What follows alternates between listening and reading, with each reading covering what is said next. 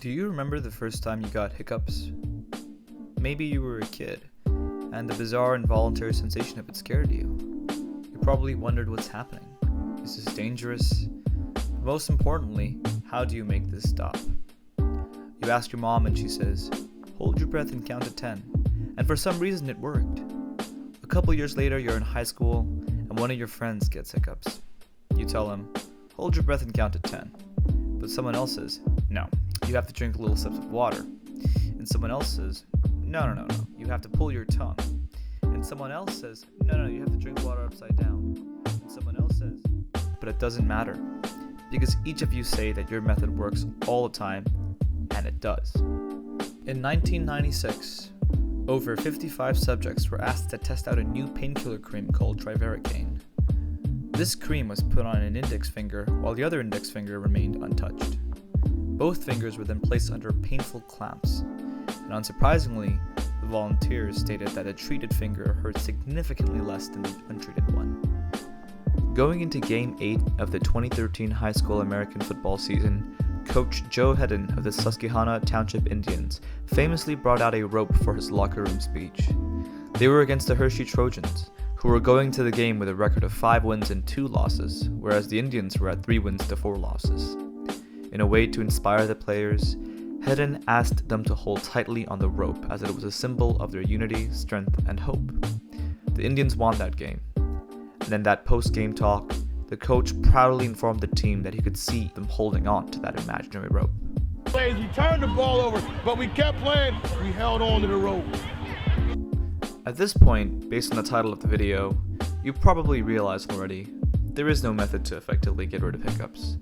Trivaricane was a fake cream mixture of water, iodine, and thyme oil, and the players weren't holding on to any physical rope during the game.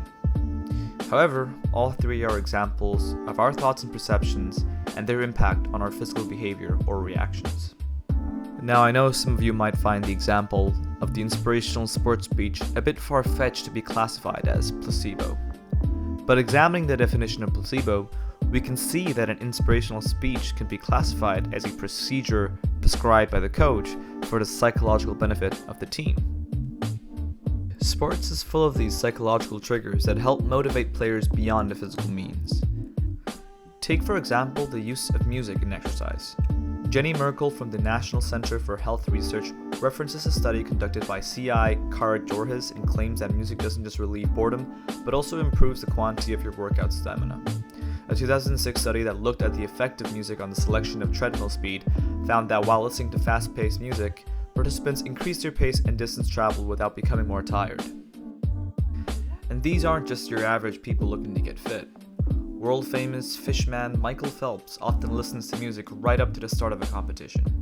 In 2015, Phelps told The Guardian, "I've walked out to race with my headphones on throughout my whole career and listened to music until the last possible moment." Some may argue that this is an increase in morale, but here I propose that to an extent, morale is a type of placebo.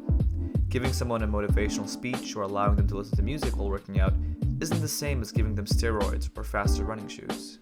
Of course, even more traditional methods of placebo, such as sugar pills disguised as performance-enhancing drugs, have shown to be widely successful in achieving better results for performance from athletes. But the examples of sports raises an interesting question. If morale is placebo moral?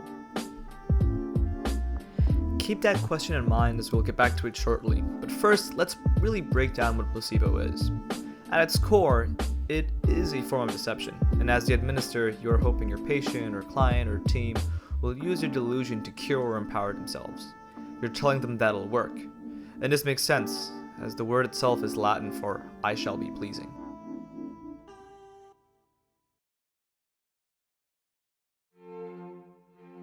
It's kind of crazy to note just how impactful placebo has been in the history of medicine. Doctors dating from the 1700s have used sugar pills, fake injections, and surprisingly, even surgery. In 2002, a study was conducted to see the effectiveness of placebo surgeries for people with knee pain. 180 patients were randomized into 3 groups. The first group received debridement, in which worn, torn, or loose cartilage is cut away and removed. The second group underwent arthroscopic lavage, in which the bad cartilage is flushed out. And the third group underwent simulated arthroscopic surgery. Small incisions were made, but no instruments were inserted and no cartilage removed.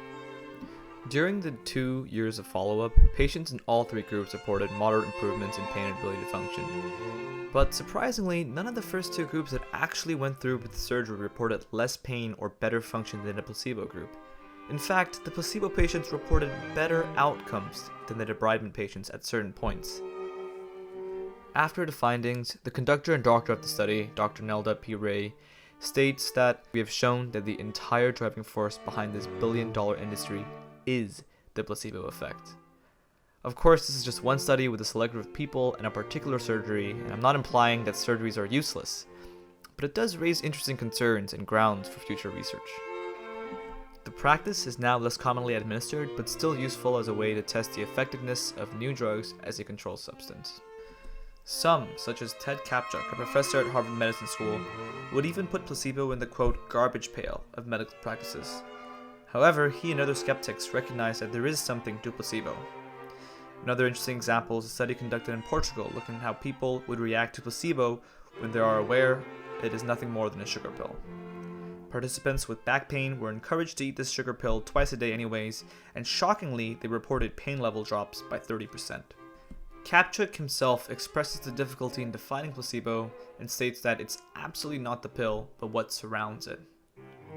On a darker note, there is also a form of placebo that is designed to harm, aptly named the nocebo, which instead of trying to heal someone, you trick them into thinking that the sugar pill or the treatment is harmful.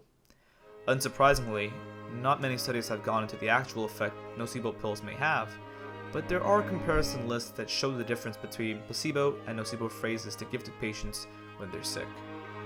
Placing yourself in the situation of the patient, you can see how powerful some of the phrases can have on your attitude to life if delivered in either a nocebo or placebo way.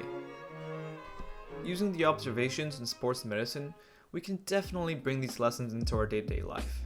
From the Portugal study, we know that just because we're aware it's a placebo doesn't mitigate its effects, and because of that, we ourselves can be both the doctor administering and the patient receiving placebo. Perhaps the best example of this is the phrase, "fake it till you make it," because at its core, it's no different from a placebo. By envisioning an image of what you want to be and becoming it can be compared to envisioning yourself feeling better and becoming better. Remember, like Kapchuk said, it's absolutely not the pill that makes people feel better. Remember that graph with placebo or nocebo phrases? Essentially, many of your thoughts are just that, a choice between a nocebo and a placebo on a much less extreme level. And we know that choosing these can lead to physical differences.